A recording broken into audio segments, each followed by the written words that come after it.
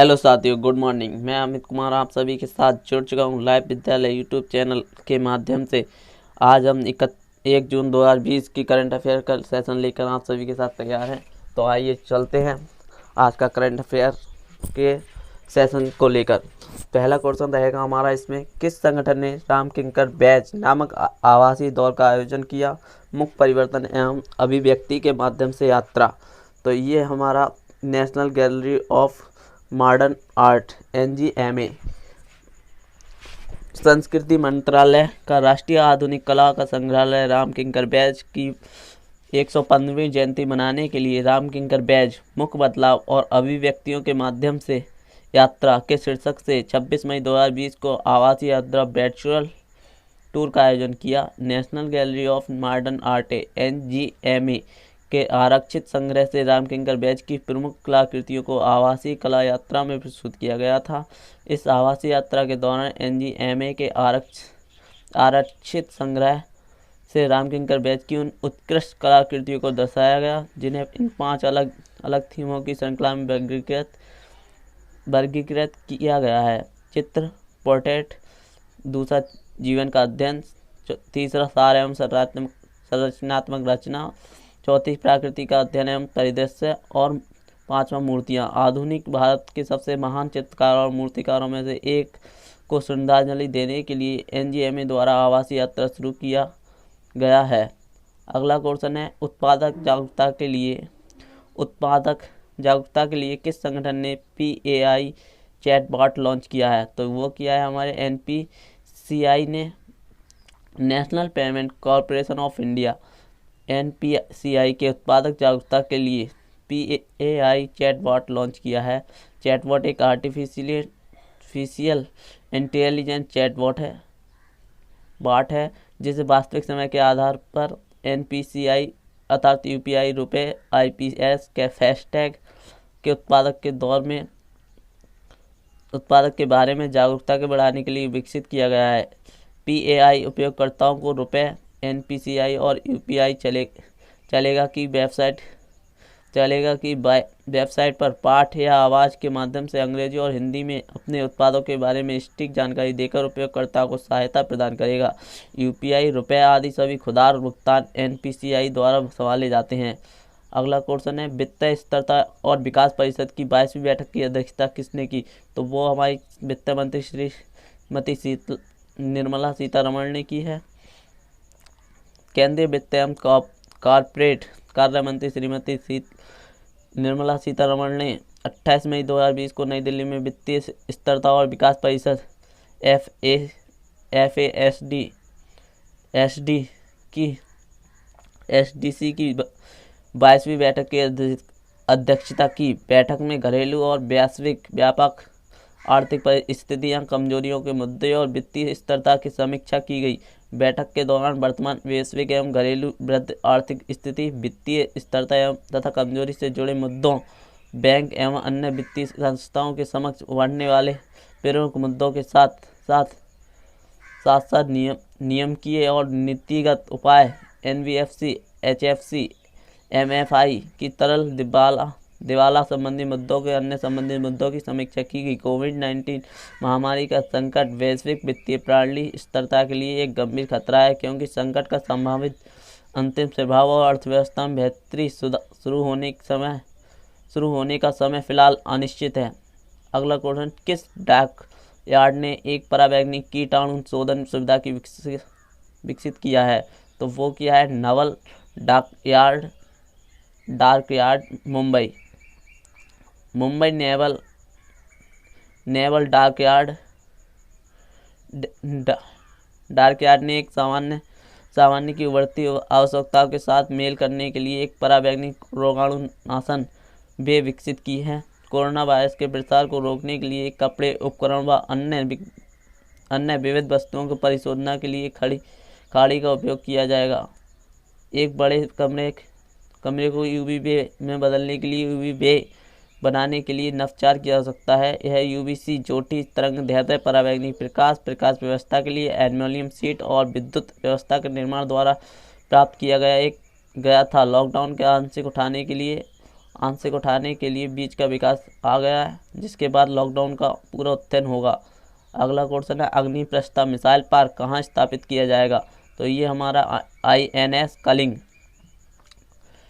INS Kalinga में missile park अग्निप्रस्था की आधारशिला 28 मई 2020 को commodore Rajesh Devnath commanding officer द्वारा vice admiral Atul Kumar Jain PVSMA AVSMA BSMA FOC पूर्व की उपस्थिति में रखी गई। मिसाइल पार्क अग्निप्रस्था का निर्माण एक बार पूरा हो जाने के बाद इसे INS कलिंग के उन सभी अधिकारियों और नाविकों और सहायक कर्मचारियों के प्रति समर्पित कर दिया जाएगा जिन्हें वर्ष 1981 में इसकी स्थापना के बाद ENC के ऑफ सपोर्ट बेस में अपनी सेवाएं प्रदान की। इस पार्क को वर्ष 2018 और 19 के लिए INS कलिंग पर प्रतिष्ठित यूनिट प्रसारित पत्र का पुरस्कार भी दिया गया है। अग्निप्रस्था का उद्देश्य 1981 से लेकर अब तक INS कलिंग के मिसाइल इतिहास का झलक दिखाना है।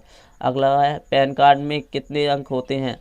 तो वो होते हैं 10। पैन कार्ड में करों का भुगतान करने वालों को निर्देशित 10 अंकों की एक अल्फान्यूमेरिक पहचान संख्या होती है। पैन कार्ड देश में किसी व्यक्ति कंपनी की कर संबंधी जानकारी की पहचान एक इलेक्ट्रॉनिक साधन है। टिप्पणी केंद्रीय वित्त मंत्री निर्मला सीतारमण द्वारा औपचारिक रूप से निकट आधार पर तत्काल खाता संख्या पैन को वास्तविक आधार पर आवंटित करने की सुविधा शुरू की गई है। पैन कार्ड के उन आवेदकों को सुविधा आवंटित की गई है जिनके पास एक वैध मोबाइल नंबर और आधार है और मोबाइल नंबर आधार के साथ जुड़ा है। इसके बाद आवंटन की प्रक्रिया पेपरलेस और इलेक्ट्रॉनिक पैन ई-पैन आवेदकों को बिना किसी शुल्क के प्रदान किया जाता है। आयकर विभाग की ई-फाइलिंग वेबसाइट के आधार पर आधारित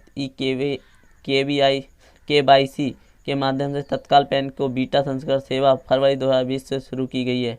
अगला है किस मंत्रालय ने हाई हेरिटेज पीडिया और ई-आर्टिस्ट पीडिया के विकास का प्रस्ताव किया है? तो वो क्या है? संस्कृति मंत्रालय ने ई हेरिटेज पीडिया और ई आर्टिस्ट पीडिया के विकास का भी प्रस्ताव दिया है। वर्चुअल प्रोग्राम मॉड्यूल के माध्यम से प्रसिद्ध कलाकारों द्वारा कला के प्रशिक्षण का सुझाव दिया है। टिप्पणी भारत सरकार ने कोविड-19 महामारी के वर्तमान परिदृश्य में नवाचार का उपयोग करते हुए एक भारत श्रेष्ठ भारत कार्यक्रम को आगे बढ़ाने के निर्णय लिया। मानव संसाधन विकास मंत्रालय के सचिव उच्च शिक्षा श्री अमित खारे की अध्यक्षता में हुई बैठक में यह निर्णय लिया गया। मानव संसाधन विकास मंत्रालय EVSV कार्यक्रम के लिए नोडल मंत्रालय EVSV कार्यक्रम को बढ़ावा देने के लिए पर्यटन मंत्रालय के विभिन्न पहलुओं को वेबिनार जैसे नवीन तरीकों की घोषणा पर्यटन मंत्रालय द्वारा की जा रही है। वेबिनार श्रृंखला में से एक देखो अपना देश है जिसका माय गोवा पोर्टल पर होस्ट किया जा रहा है। अगला क्वेश्चन है किसे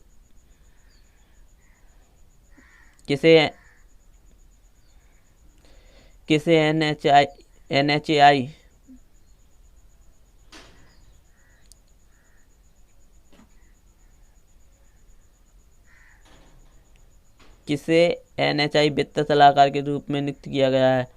तो वो हैं हमारे नीलेश साठे को जो पहले भारतीय बीमा नियामक और प्रशिक्षण प्राधिकरण IRDAI के सदस्य थे को NHAI वित्त सलाहकार के रूप में नियुक्त किया गया है। नीलेश साठे की नियुक्ति ऐसे समय में हुई है जब NHAI बोर्ड विदेशी और घरेलू संस्थागत निवेशकों एशियाई और विकास बैंक और विश्व बैंक से निवेश जुटाने की योजना बना रहा है। उन्होंने 3 साल के लिए LIC Nomura mutual fund asset management company की CIO और निर्देशक के रूप में काम किया है। किस संस्था ने कोविड-19 महामारी अगला क्वेश्चन और लास्ट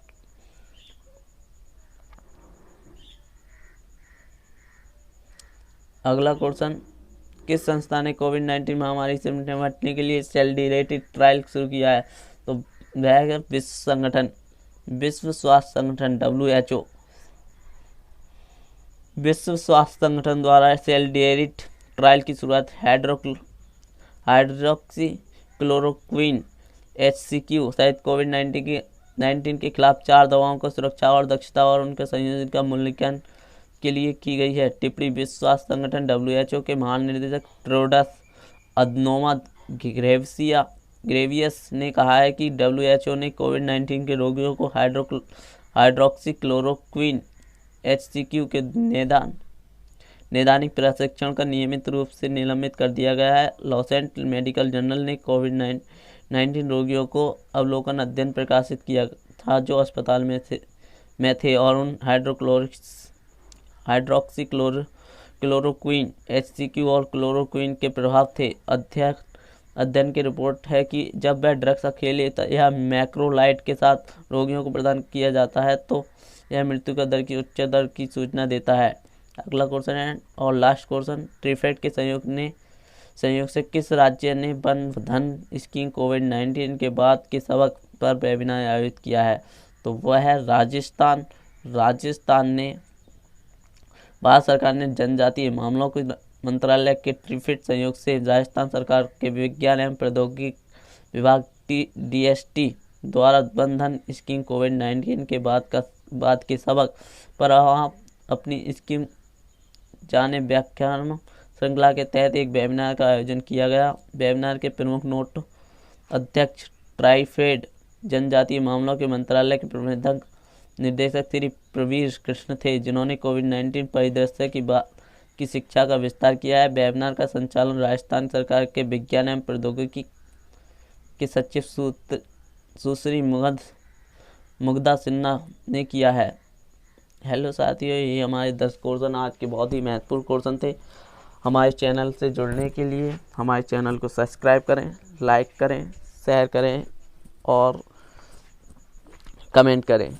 हमारे टेलीग्राम से जुड़ने के लिए लिंक हमने डिस्क्रिप्शन में है और व्हाट्सएप ग्रुप से जुड़ने के लिए हमारा लिंक डिस्क्रिप्शन में है। सभी साथियों से साथ ही हमारे चैनल को लाइक करें, शेयर करें, सब्सक्राइब करें। थैंक्स, धन्यवाद।